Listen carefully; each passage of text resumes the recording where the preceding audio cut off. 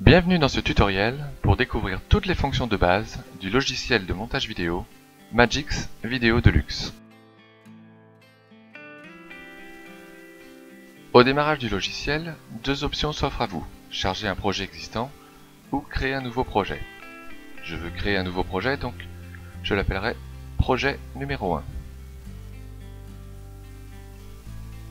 L'interface se divise en trois parties. Le moniteur vidéo, où vous pourrez avoir l'aperçu de votre montage, l'explorateur pour importer des fichiers, et enfin la troisième partie plus basse, les pistes. Principalement, nous travaillerons en mode timeline. Donc je vous invite à choisir ce mode pour votre montage vidéo. Pour travailler plus facilement sur votre montage vidéo, je vous invite à rendre également la molette, le shuttle, visible. La molette est apparue, vous verrez un peu plus tard comment elle est utile. Pour insérer un objet, une image, un son, une vidéo, vous pouvez utiliser l'explorateur du logiciel à partir de l'onglet Importation. Choisissez votre image et faites-la glisser sur votre piste, piste 1 par exemple. Vous pouvez lancer la lecture de votre montage, qui pour l'instant ne contient qu'une seule photo.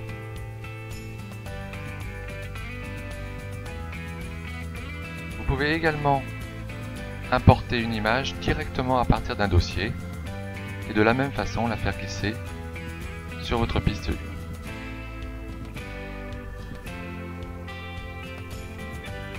Vous pouvez rajouter de la même manière une piste audio à votre montage vidéo, que je vais par exemple mettre en piste 2.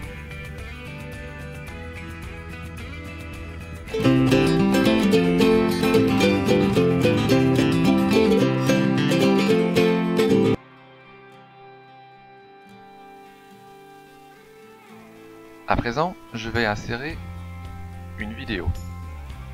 Donc de la même façon, je la fais glisser sur la piste 1. On me propose ajuster ou ne pas ajuster. Cliquez sur ne pas ajuster et je vous expliquerai plus tard pourquoi. Je peux lancer l'aperçu de ma vidéo. Dans le cas de l'insertion d'une vidéo, l'image et le son sont sur la même piste. Si vous désirez les séparer, sélectionnez votre vidéo. Elle apparaît à présent en jaune. Faites un clic droit. Fonction audio. Vidéo audio sur piste séparée. À présent, vous avez une piste image et une piste son. Lorsque vous lancez la lecture de votre montage, le curseur orange se déplace. Mais si vous voulez vous déplacer plus précisément, plus lentement, utilisez la molette. À présent, vous vous déplacez image par image dans votre montage vidéo. Si vous désirez vous arrêter à un moment précis en cours de lecture, appuyez sur la touche K de votre clavier. Je rappuie et le curseur s'arrête précisément à la position où vous avez appuyé sur la touche K de votre clavier. Si vous désirez supprimer le son de votre vidéo, faites un clic droit, fonction audio et supprimez l'objet audio. Vous n'avez gardé que l'image de votre vidéo et à présent vous pouvez par exemple rajouter une musique complètement différente.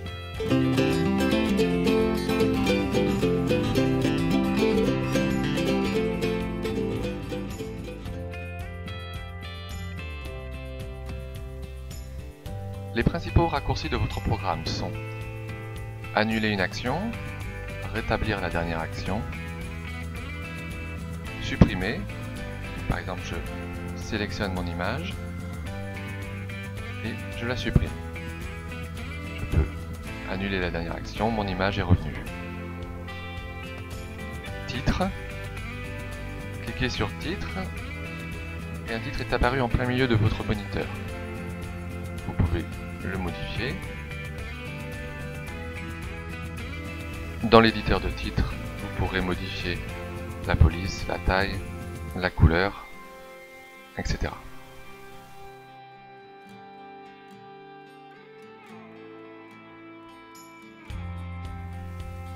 La fonction suivante est marqueur de chapitre. Elle vous sera utile si vous désirez créer par exemple des DVD. Ensuite, vous avez les deux fonctions grouper et dégrouper. Si vous sélectionnez par exemple sur votre piste votre image et votre titre et que vous cliquez sur grouper, à présent elles sont devenues solidaires. Elles se déplacent de la même façon.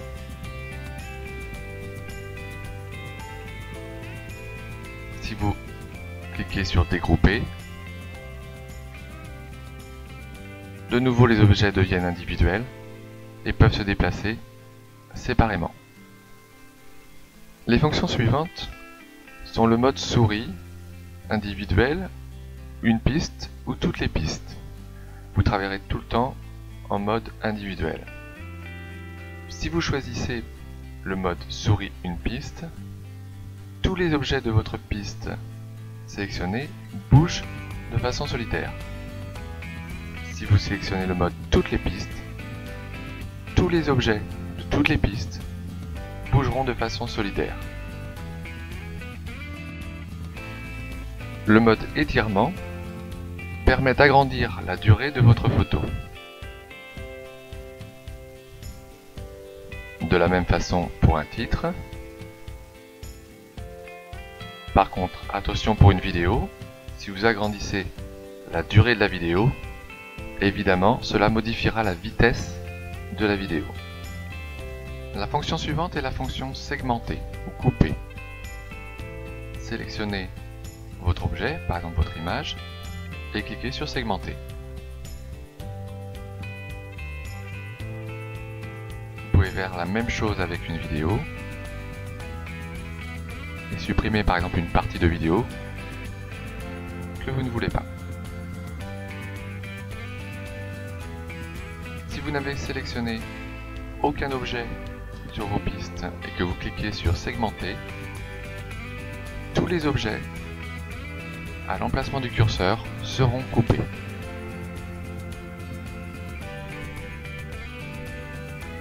Vous pouvez modifier la position, la taille et la couleur d'un objet, que ce soit une image ou une vidéo. Premier exemple avec une image, sélectionnez votre image, allez dans Effets, Affichage animation et Position taille. Des poignées sont apparues. Utilisez-les pour redimensionner votre image ou la repositionner. Vous pouvez également utiliser l'option Zoom dans les menus ou encore les options de rotation et de reflet.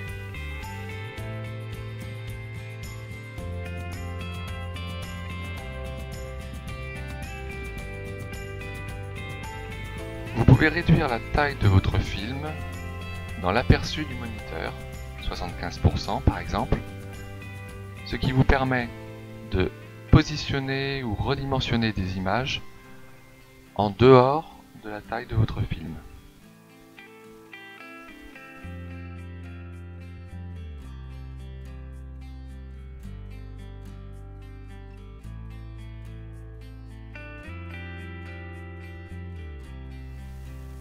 De la même façon, vous pouvez redimensionner une vidéo.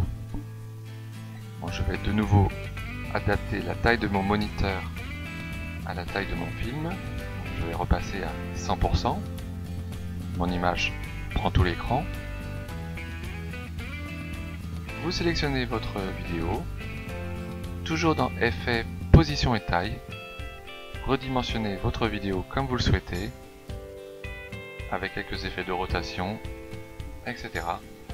À vous de naviguer dans tous les menus pour vous amuser avec toutes ces options. La saturation à 0% par exemple, si je veux passer en noir et blanc.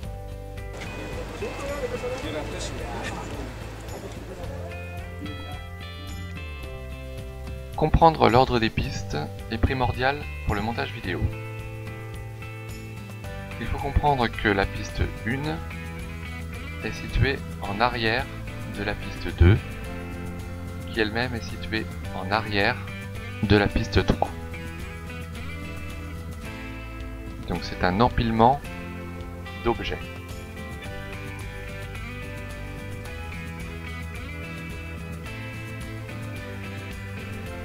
En début de piste, vous avez les fonctions solo et muet.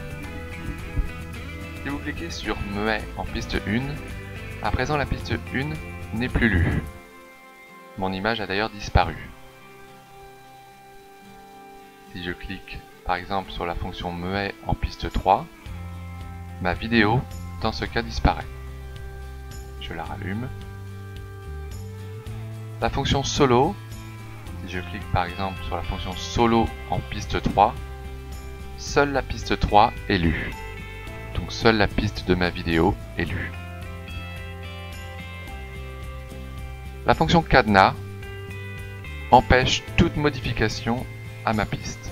Donc là j'essaie de la déplacer, je ne peux pas ni rallonger la durée. Si je supprime le cadenas, à présent je peux faire ce que je veux de ma piste 1. Les keyframes servent à définir des mouvements pour des objets. Au travers d'un exemple, je vais vous faire découvrir comment s'en servir. Je voudrais que ma vidéo soit au point A à 0 secondes, puis à B à 10 secondes, pour terminer au point C à la fin. Je vais donc devoir créer 3 keyframes. Je me positionne en début de la vidéo, je vais à Effet, Position Taille, et je clique sur Keyframe. J'ai donc défini une position de keyframe en position et en taille à 0 secondes.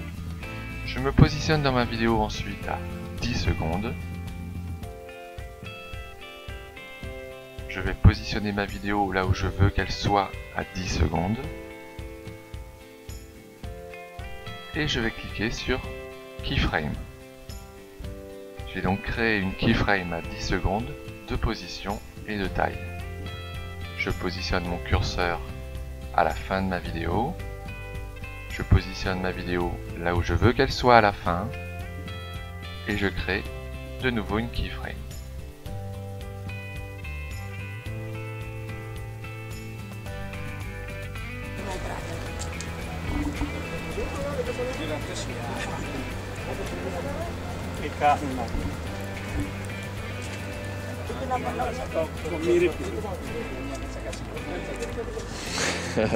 L'utilisation des keyframes peut parfois paraître très compliquée, donc je vous invite à regarder mes autres tutoriels pour une explication plus en détail du maniement des keyframes.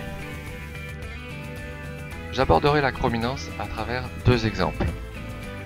En piste 2, je vais insérer une vidéo tournée sur fond vert. Donc, jetons un coup d'œil à cette vidéo. Un enfant sur un scooter avec un fond vert. Je sélectionne ma vidéo, je vais dans Effet, Chrominance et je clique sur Vert. Toute la couleur verte de ma vidéo a disparu. Je peux ajuster un peu le seuil de disparition. Et à présent, je peux mettre en arrière une autre vidéo de fond.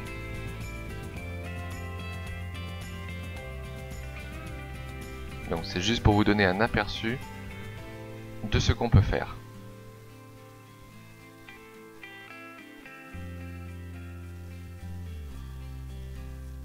De la même façon, je vais insérer une photo en piste 2.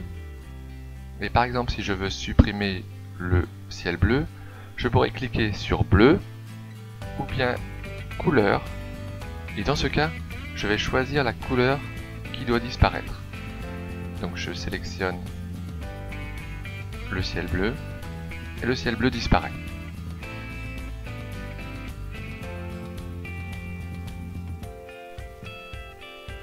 Et toujours de la même façon, en arrière-plan, je vais pouvoir mettre une autre photo,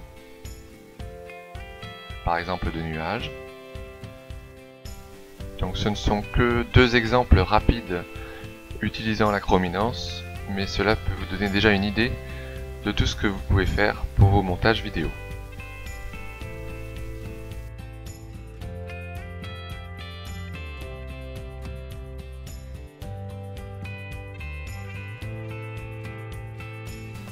Pour créer un effet fade in ou fade out sur une image ou une vidéo, utilisez la poignée et tirez vers le milieu de la vidéo.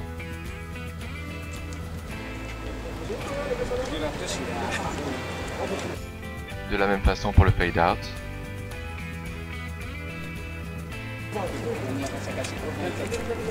Et votre vidéo s'estompe progressivement. Lorsque vous insérez une vidéo sur votre timeline, le logiciel peut vous proposer ajuster ou ne pas ajuster. Pour ne pas modifier les paramètres initiaux de votre film, cliquez sur ne pas ajuster.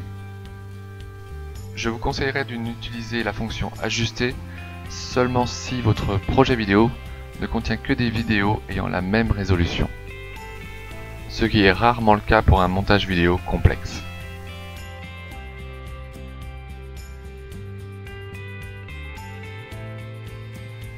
Pour finaliser votre projet en une vidéo, cliquez sur Exporter, exporter en tant que fichier vidéo et choisissez le format adapté à votre projet. Personnellement, je choisis souvent HD2 MP4. Cliquez sur Enregistrer la vidéo, choisissez le nom et le lieu où vous souhaitez enregistrer votre vidéo. Vous pouvez jeter un aperçu à l'exportation de votre vidéo et selon la complexité de votre montage et la puissance de votre ordinateur, l'exportation peut durer des heures.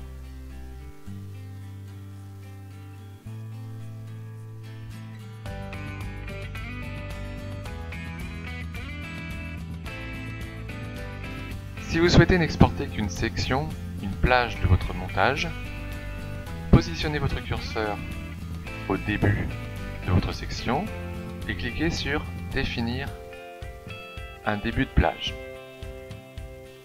Positionnez ensuite votre curseur à la fin de votre section et cliquez sur Définir la fin de section. Allez ensuite dans Fichier, Exporter film, vidéo format MP4 si vous voulez du MP4. Choisissez le format d'exportation.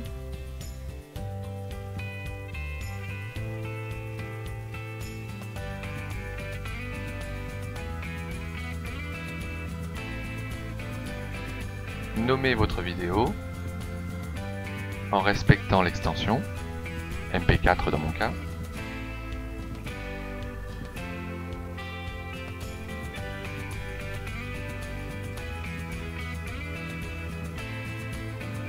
Et ensuite cliquez sur Exporter la plage sélectionnée uniquement. L'exportation aura lieu seulement entre le début et la fin de plage sélectionnée.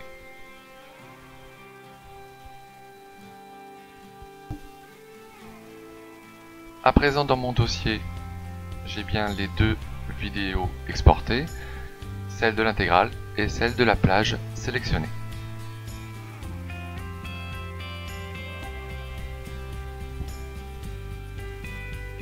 Pensez régulièrement à enregistrer votre projet en cliquant sur la disquette et également aller dans Fichier, Enregistrer sous pour enregistrer par exemple une sauvegarde de votre projet sous un nom différent.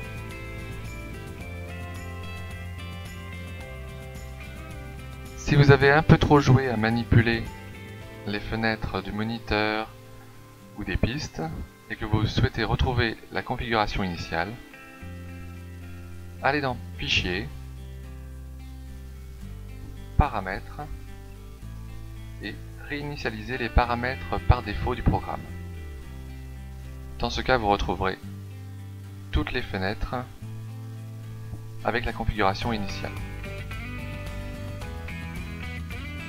Je vous souhaite un bon montage à tous et je vous donne rendez-vous sur ma chaîne pour découvrir tous les nouveaux tutoriels et les fonctions plus approfondies du logiciel Magix Video Deluxe. A bientôt!